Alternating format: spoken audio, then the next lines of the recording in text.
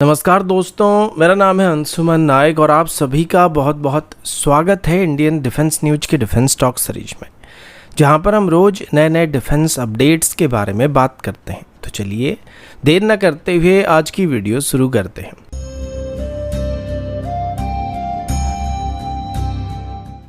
आज की पहली अपडेट कावेरी इंजन की तरफ से है।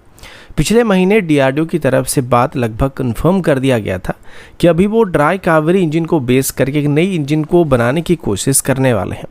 जिसे कावेरी डेरिवेटिव इंजन कहा जाने वाला है। और अभी इस कावेरी डेरिवेटिव इंजन को तेजस की एक एलएसपी यूनिट में इंटीग्रेट करके टेस्ट करने का भी फैसला किया जा चुका है। इनिशियली अभी एग्जिस्टिंग ड्राई कावेरी इंजन के साथ ही हमारी एग्जिस्टिंग आफ्टर बर्निंग मॉड्यूल को इंटीग्रेट करके टेस्ट किया जाएगा, जो कि 78 किलोटन की थ्रस्ट को जनरेट करने वाली है। लेकिन इसके बाद धीरे धीरे कावेरी इंजन की मेन कोर सेक्शन को मॉडिफाई करना स्टार्ट किया जाएगा और साथ ही इसके लिए कम्प्लीटली नई आफ्टर बर्निंग मॉड्यूल को भी डिज़ाइन किया जाएगा, जिस वजह से ये आगे चल के करीब 90 किलोटन तक की थ्रस्ट को जनरेट कर पाएंगे।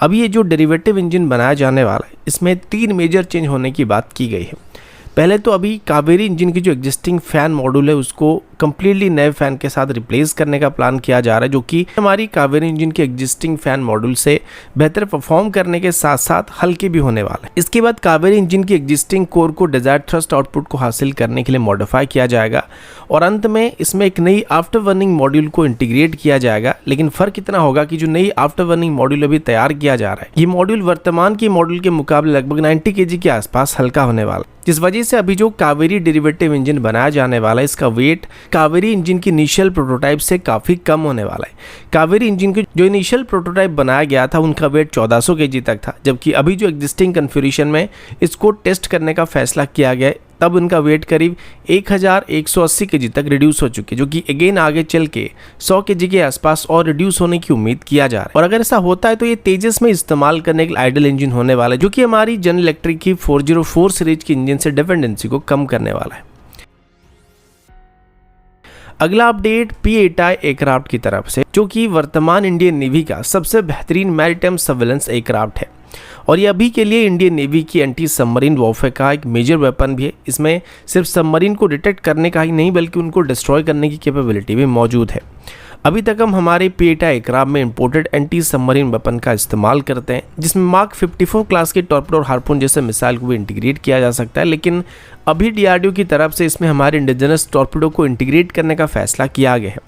इसके लिए डीआरडीओ की तरफ से अपनी एडवांस लाइट वेट टॉर्पेडो को सिलेक्ट किया गया, जो कि एक डुअल स्पीड टॉर्पेडो है। हालांकि इसका रेंज बस 25 किलोमीटर तक ही सीमित है, लेकिन जैसे कि इसको फिक्स्ड विंग एयरक्राफ्ट से रोटरिंग एयरक्राफ्ट से लॉन्च करने के लिए डिज़ाइन किया गया, तो इसको बहुत ही आसानी के साथ दुश्मन की सबमरीन के करीब जाकर डिप्लॉय किया जा सकता है, फिर लॉन्च किया जा सकता है। इस टॉर्पेडो की एक और खास बात यह कि अगर इसको ज़्यादा डिस्टेंस में मौजूद टारगेट को स्ट्राइक करना होता है तो ये स्लो स्पीड में ट्रैवल करता है और स्लो स्पीड में ट्रैवल करने से 25 किलोमीटर की दूरी तक स्ट्राइक कर सकता है। और अगर इसे हाई स्पीड में ट्रैवल करना होता है तो ये लगभग 50 नॉट की स्पीड में ट्रैवल कर सकता है, लेकिन ऐसा होने पर इसका जो रेंज है वो 12 किलोमीटर तक रिड्यूस हो सकता है। अगर इसे दुश्मन के करीब जाकर डिप्लॉय किया जाता है तो दुश्मन इसको इतनी आसानी से आउटरन नहीं कर सकता है। अभी तक इस टॉर्पेडो को हमारी पुरानी IL-38 सीरीज की मैरीटाइम पेट्रोल एयरक्राफ्ट से इंटीग्रेट करके टेस्ट फायर किया जा चुका था, लेकिन अभी इनको हमारी सबसे मॉडर्न P8I एयरक्राफ्ट में भी इंटीग्रेट करके टेस्ट करने का फैसला किया गया, जो कि हमारी P8I एयरक्राफ्ट में इंटीग्रेट होने के बाद इन एयरक्राफ्ट को केवल दुश्मन की सबमरीन को डिटेक्ट करने के अलावा उनको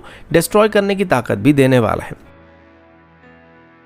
अगला अपडेट डीआरडीओ की तरफ से डेवलप किए गए रॉकेट असिस्टेड टॉर्पेडो या स्मार्ट टॉर्पेडो की तरफ से है। इसमें 700 किलोमीटर से भी ज़्यादा दूरी तक टॉर्पेडो से अटैक किया जा सकता है और ये एग्जिस्टिंग किसी भी टॉर्पेडो के मुकाबले कई गुना ज़्यादा दूरी तक स्ट्राइक कर सकता है। इसको फिलहाल इंडियन नेवी में आगे चल के इंडक्ट करने का प्लान किया जा रहा है और डीआरडीओ की तरफ से इसके डेवलपमेंट को जारी रखा जा रहा है। लेकिन इस बीच अब ये पता चला कि रॉयल नेवी की तरफ से भी अभी ऐसे एक सिस्टम को अपनी सर्विस में शामिल करने का फैसला किया गया है और अभी रॉयल नेवी की तरफ से एक long range anti submarine weapon को अपनी सर्विस में शामिल करने का फैसला किया गया, जिनको वो अपनी एग्जिस्टिंग वर्टिकल लॉन्च सिस्टम से इस्तेमाल करना चाहते हैं। उनकी तरफ से इशू किए गए स्पेसिफिकेशन के मुताबिक इसमें एक मिसाइल की मदद से एक टॉर्पेडो को डिलीवर करने का प्लान किया जा रहा है, जो कि अभी DRDO की तरफ से डेवलप किए जा रहे स्मार्ट टॉर्पेडो के साथ एकदम सिमिलर है। अभी इस सेगमेंट में कोई बहुत ज़्यादा कंपटीशन या ऑप्शन मौजूद नहीं है, जिस वजह से उम्मीद किया जा रहा है कि शायद इसमें भारत और यूके एक साथ मिलकर भी इसको डेवलप करने के बारे में सोच सकते हैं, या फिर यूके चाहे तो इनको भारत से डायरेक्टली खरीद भी सकता है। और अगर ऐसा होता है तो ये भारत और यूके दोनों के लिए अच्छी बात होने वाली है। लेकिन फिर भी अभी तक यूके की तरफ से ऑफिशियली कोलैबोरेशन को लेके कोई भी स्टेटमेंट इशू नहीं किया गया। उनकी तरफ से अभी तक बस एक स्मार्ट टॉर्पेडो को एक्वायर करने का प्लान को इशू किया गया, जिसके लिए एक फॉर्मल RFI को इशू किया गया। अगला अपडेट एयरबस की A400M सीरीज के मिलिट्री ट्रांसपोर्ट एयरक्राफ्ट की तरफ से है। जब से इंडियन एयरफोर्स की तरफ से अपनी AN-32 फ्लीट को रिप्लेस करने के लिए करीब 40 से 80 मीडियम ट्रांसपोर्ट एयरक्राफ्ट को खरीदने का प्लान किया गया था और इसके लिए RFI को इशू किया गया था, तब से इस टेंडर में पार्टिसिपेट करने वाले हर एक एयरक्राफ्ट अपनी अपनी तरफ से इंडियन एयरफोर्स को अपनी अपनी कैपेबिलिटी और स्पेसिफिकेशन को दिखाने की कोशिश कर रहे हैं।